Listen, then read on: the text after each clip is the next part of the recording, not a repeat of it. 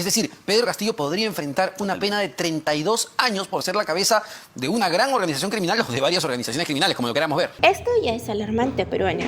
El abogado penalista Jefferson Moreno reveló que el presidente Pedro Castillo podría enfrentar una pena de 32 años por ser la cabeza de una gran organización criminal.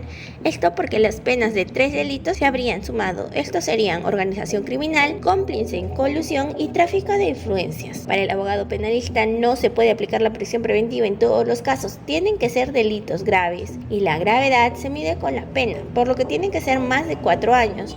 Y en el caso del maestro Chotano podrían ser 32, así que su detención está totalmente justificada. A esto hay que sumarle el peligro procesal, porque se necesitan datos objetivos que permitan concluir que la persona va a desaparecer o te va a obstaculizar el proceso. Son pocos los casos que tienen datos tan objetivos como el del presidente Pedro Castillo, pues hay 2 elementos fundamentales en su contra: el arraigo y su intento de fuga a México. A continuación te mostramos el video. Es decir, Pedro Castillo podría enfrentar una pena de 32 años por ser la cabeza de una gran organización criminal o de varias organizaciones criminales, como lo queramos ver. Lo que pasa es que las penas las han sumado. Se trata de organización criminal primero, cómplice en colusión y tráfico de influencias. 3 delitos. Todas las penas de estos delitos las sumas y te da el resultado de 32 años con probabilidad de la condena, ¿no? Entonces tienes primer requisito cumplido sin cansarse. Sin cansarse. O sea, en ese punto no ha habido discusión. El segundo requisito es que no puedes aplicar prisión preventiva en todos los casos, tienen que ser delitos graves. Entonces, la gravedad la mides con la pena, tiene que ser más de 4 años. En el caso eran 32 años. Entonces, sin cansarse, también tienes cumplido el segundo requisito. El tercero siempre es el problema. Recordarás que siempre hemos conversado del tercer presupuesto, que es el peligro procesal. Y ahí sí es muy difícil, por eso que la prisión es excepcional, y no se sustenta normalmente en la responsabilidad, sino en el peligro. ¿Por qué? Porque tú necesitas datos objetivos que te permitan concluir que la persona o va a desaparecer, va a fugar, o te va a obstaculizar. Pocos casos tienen datos tan objetivos como el caso del presidente Castillo. Claro. ¿Cuál es el elemento fundamental?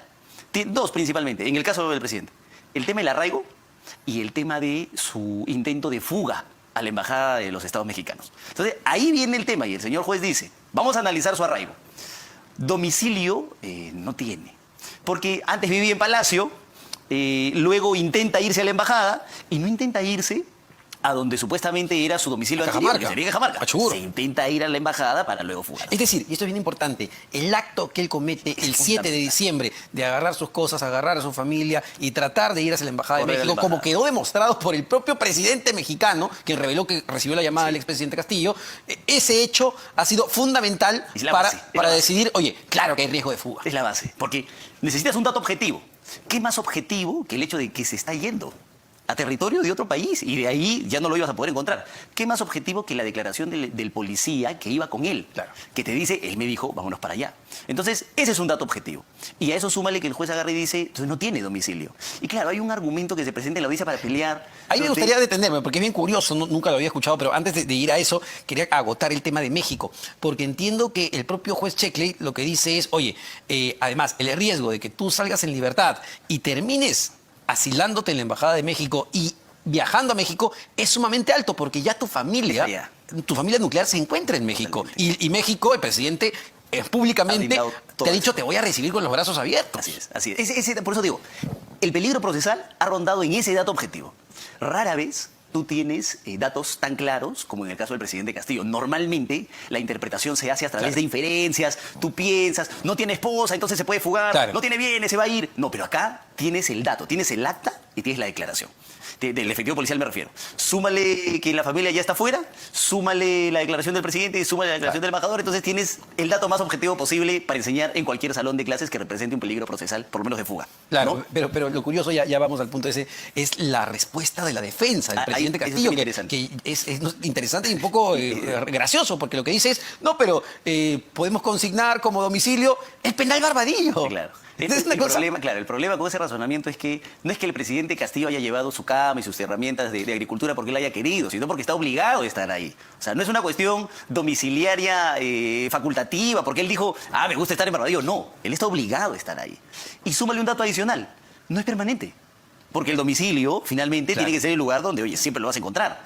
Entonces, con esos datos, obviamente, ese argumento era poco sólido, obviamente se iba a discutir bastante fácil y el juez efectivamente dice, oye, está obligado en una prisión, está ahí por un mandato, no está por voluntad. Entonces, eso no puede ser considerado un domicilio, ¿no? Ni siquiera, y eso me pareció muy raro, entraron a la discusión de, por ejemplo, una probabilidad de domicilio en Cajamarca, ¿no? No. ¿Por qué? Porque tenías el dato fundamental de que se estaba yendo a la embajada y no a su casa donde supuestamente estaba antes, que era Cajamarca. Y en el caso de entorpecer la justicia, que es el otro punto clave, el juez también tiene unas declaraciones contundentes sobre lo que fue, entiendo, el rol de Pedro Castillo el 7 de diciembre. Sí. Primero, ahí hay un dato fundamental. La organización criminal está vigente, ¿ah? Ese es el primer problema. Entonces, ¿qué pasa? Que si el investigado, líder de la organización criminal, obtiene su libertad, entonces puede ser ayudado por los miembros de la propia organización que todavía está vigente. E inclusive, dicen las propias disposiciones fiscales, hay funcionarios que aún se mantienen en el cargo. Entonces, eso te genera también un problema de obstaculización. Súmale a eso dos datos. La pérdida, bueno, no pérdida, destrucción de los celulares declarado por Beder Camacho, ordenado, en palabras de él, por el líder de la organización, que sería Pedro Castillo. Otro dato súper objetivo de que hay un acto de obstrucción clarísimo y la pérdida de los cuerpos. Es decir, Pedro Castillo cumplía todas las figuritas para que el juez le dé la prisión preventiva, tal cual ha sucedido. ¿Y tú qué opinas de las declaraciones de Jefferson Moreno? ¿Crees que el presidente Pedro Castillo sea condenado a 32 años de prisión? Déjanos tu opinión en los comentarios y comparte este video para ayudarnos a que esta información llegue a más personas.